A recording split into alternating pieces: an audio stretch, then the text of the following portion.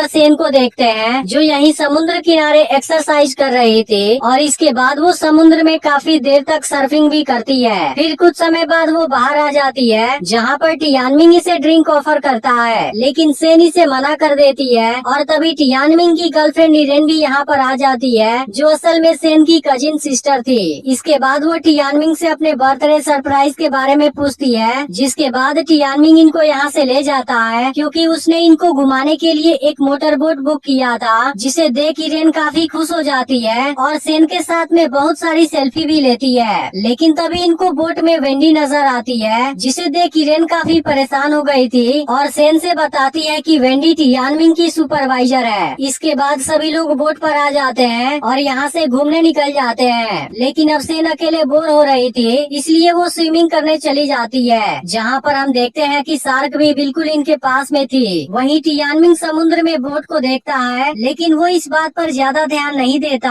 और वेंडी के साथ में बिजी हो जाता है। लेकिन अब इरेन इस बात पर गुस्सा हो जाती है और वेंडी को पानी में गिरा देती है, जिसे देख टियानमिंग तुरंत इसे बचाने चला जाता है और इरेन के इस हरकत पर गुस्सा भी करता है। लेकिन तभी इरेन भी पानी में कूद जाती है क्योंकि वो चाहती थी कि टियानमिंग इसे भी बचाए, लेकिन टियानमिंग इस पर ध्यान नहीं देता और केवल वेंडी को बचाता है। यह देख सेन इरेन को ऊपर चले जाने के लिए कहती है क्योंकि वो जानती थी टियानमिंग इसके बारे में चिंता नहीं करता। वहीं अब टियानमिंग सीढ़ी लटकाना भूल गया था, जिस वजह से इनको ऊपर चढ़ने में काफी परेशानी होने लगी थी। लेकिन इसी वक्त शार्क यहाँ पर आ जाती है और इरेन को मार देती है, जिसे देखते ही तीनों यहाँ से छोटे वाले बोट की ओर भागने लगते हैं। लेकिन अब शार्क ने सेन को नोटिस कर लिया था और वह भी इसके पीछे आने लगती है, लेकिन फिर भी सेन की स्पीड शार्क से ज्यादा थी, इसलिए वो इसके अटैक से पहले ही बोट में आ जाती है। फिर भी सेन काफी डर गई थी क्योंकि शार्क अभी भी बोट के आसपास घूम रही थी। तभी टियानमिंग भी बोट के ऊपर आ जाता है और फिर वेंडी भी यहाँ पर आ जाती है, लेकिन तभी शार्क इस पर हमला करने वाली होती है, जिसे देखते ही सेन तुरंत ही से ऊपर खींच लेती है। लेकिन फिर भी वेंडी का पैर जख्मी हो गया था, जिस वजह से वो बेहोश हो जाती है। यह देखते ही सेन तुरंत इसके ब्लीडिंग को रोकने लगती है और टियानमिंग से अपना शर्ट उतारने के लिए कहती है, जिसके स्लीव की मदद से वो ब्लीडिंग को रोक देती है। लेकिन फिर भी वेंडी की इंजरी बड़ी थी,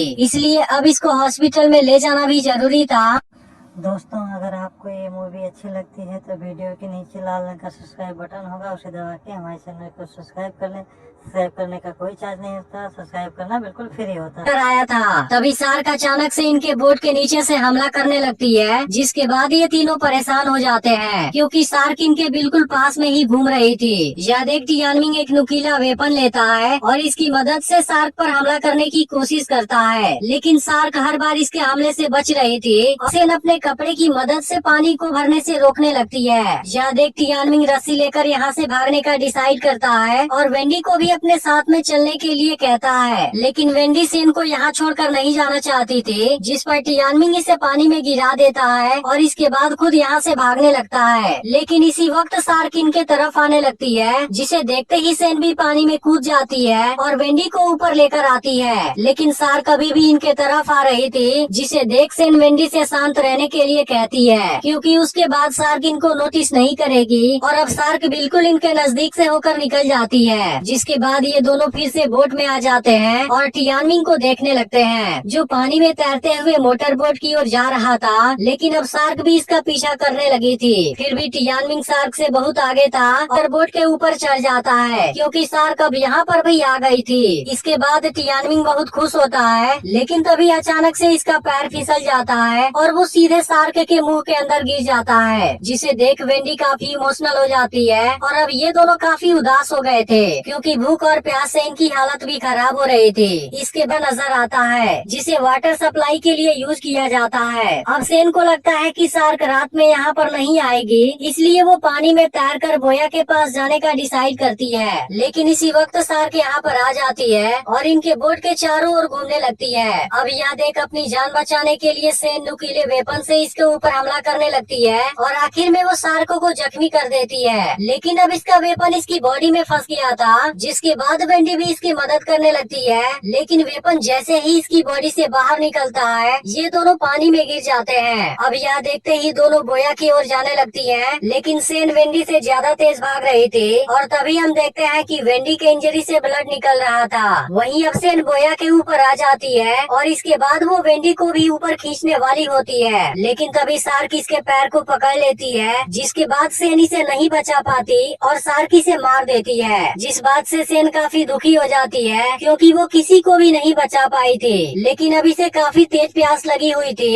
इसलिए वो यहाँ का बॉक्स चेक करती है जिसके अंदर से उसे थोड़ा सा पानी मिल जाता है और वो इसे पी जाती है। लेकिन अभी भी इसका प्यास नहीं बुझ पाया था, इसलिए वो बॉक्स को फिर से चेक करती है जिसके अंदर से इसे एक कंटेनर मिलता है, लेकिन इस कंटेनर में तेल भरा हुआ था। तभी इसे एक दूसरे बॉक्स में फ्लेयर गन मिल जाती है और इसके बाद सेन यहीं पर आराम करने लगती है। तभी इसको कुछ दूरी पर से कोई बोट गुजरती हुई नजर आती है, जिसे देखते ही सेन हेल्प के लिए आवाज लगाने लगती है और इसके बाद वो फ्लेयर भी फायर करती है, लेकिन वो पानी में गिर जाता है जिसे सार्क ने देख लिया था। इसके बाद सेन दूसरी फ्लेयर फायर करती है, लेकिन वो लोग इसे नोटिस नहीं कर पाते, जिस बात से सेन काफी दुखी हो जाती है। लेकिन तभी सार्क नीचे से हमला करना शुरू कर देती है और इस वक्त वो बहुत अग्रेसिव हो गई थी। तभी सेन को कुछ दूरी पर नुकीला वेपन दिखाई देता है, जिसके बाद वो किसी तरह से इसे ले लेती है। लेकिन अब सार्क ने खतरनाक तरीके से हमला करना शुरू कर दिया था और इसके बाद वो छलांग भी लगाती है, जिसे देखते ही सेन तुरंत नीचे लेट जाती है। लेकिन अगले अटैक में सार्क सब कुछ तोड़ देती है, जिसके दौरान सेन बिल्कुल इसके अंदर जाने वाली थी, लेकिन सार्क इसके गिरने से पहले ही पानी में चली जाती है, जिसकी वजह से सेन की जान बच जाती है और वो बोया वाले टुकड़े के सहारे खड़ी होती है। लेकिन तभी अचानक से सार्क फिर से हमला कर देती है, जिसके बाद सेन दूसरी जगह पर आ जाती है। लेकिन सार्क अब इसे यहाँ भी खोज लेती है और अब उसने वेपन को भी पकड़ लिया था, जिसके बाद सेन तुरंत यहाँ से भागती है और तभी इसे एक छोटा सा पत्थर दिखाई देता है, जिसे देखते ही सेन तुरंत इसके तरफ आने लगती है और अब सार्क के हमले से पहले ही ऊपर आ जाती है। लेकिन अब इतने देर तक भागने की वजह से इसकी हालत खराब हो गई थी और फिर ऐसे ही सुबह भी हो जाती है। लेकिन भूख लगने की वजह से इसका हाल बेहाल हो गया था और अब सेन इस पत्थर पर जमी हुई कोई चीज भी खाने की कोशिश करती है, लेकिन ऐसा कर पाना मुमकिन नहीं था। इसके बाद सेन पत्थर के ऊपर खड़ा हो जाती है, जहाँ से वो देखती है कि सार्क अभी भी इसके चारों ओर घूम रही है। लेकिन इसके अलावा सेन को तेल वाला कंटेनर भी नजर आता है, जिसके बाद वो कंटेनर को लाने का प्लान बनाती है। लेकिन इसके पहले वो सार्क के घूमने के समय के बारे में कैलकुलेशन करती है, जिसके बाद पता चलता है कि सार्क हर 4 मिनट में एक राउंड लगा लेती है, इसलिए इसको कंटेनर लेकर इतने समय में वापस आ जाना होगा। इसके बाद सेन फ्लेयर गन को यहीं पर रख देती है और कंटेनर लेने चली जाती है। लेकिन अब सार्क ने भी इसे देख लिया था, फिर भी सेन ठीक समय पर ऊपर आ जाती है। लेकिन अभी सेन को अपने प्लान को अंजाम भी देना था, इसलिए वो कंटेनर के ऊपर भी तेल लगा देती है। इसके बाद वो पत्थर का एक छोटा सा टुकड़ा लेती है और इसकी मदद से अपने पैर पर स्क्रैच लगा देती है, जहाँ से ब्लड बाहर आने लगा था। और अब सेन अपना जख्मी पैर पानी में डाल देती है, क्योंकि वो अपने ब्लड की स्मेल से सार्क को यहाँ पर बुलाना चाहती थी। लेकिन ऐसा करने के दौरान इसे काफी दर्द भी हो रहा था, फिर भी सेन अपनी हिम्मत नहीं हारती और इसके बाद वो तेल वाले कंटेनर और फ्लेयर गन को रेडी कर लेती है। इसके बाद हम देखते हैं कि यहाँ चारों ओर ब्लड फैल गया है, जिसके स्मेल से सार्क इसकी ओर आने लगी है। लेकिन हम देखते हैं कि सार्क भी बहुत चालाक थी, वो अचानक से पानी में गायब हो जाती है और इसके बाद सेन पर पीछे से हमला करती है। लेकिन इसके बावजूद भी सेन खुद को बचाने में कामयाब हो जाती है और तेल वाले कंटेनर को उसके अंदर फेंकने के बाद फ्लेयर गन से उसे ब्लास्ट भी कर देती है, जिसके बाद सार्क बुरी तरह से जलने लगती है और इधर सेन पानी में गिर गई थी। लेकिन इसे कुछ नहीं हुआ था और वो तुरंत अपने मोटर बोट की ओर जाने लगती है। लेकिन तभी हम देखते हैं कि जो सार्क जली हुई थी उसे एक बहुत बड़ी सार्क निगल जाती है